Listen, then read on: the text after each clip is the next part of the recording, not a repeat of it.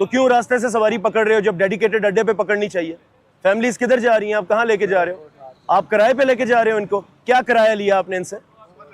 कितना किराया लिया जी? 100 पर पर्सन लिया किराया? 100 पर पर्सन लिया। कितना ऑथराइज्ड किराया है जी हाईएस्ट का जो आप लोगों को मिला है रेट लिस्ट के मुताबिक? 100 पर फैमिली पर मेंबर। और बच्चों का कितना लिया जी? बच्चों का नहीं लिया। और कितना बंदा बिठाया आपने? ये पूरी एक फैमिली है जी, ये सारी एक फैमिली है, मुख्तलिफ है। ये बात सुने, एक तो ये ओवर चार्जिंग कर रहा है।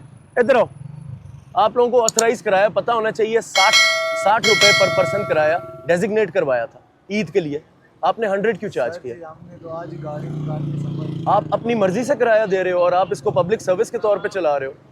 बेटा किराया तो आपने उतना देना है जितना गवर्नमेंट ने डेजिग्नेट किया, आप तो ओवर चार्ज कर रहे हो। ये बात सुनो फैसल,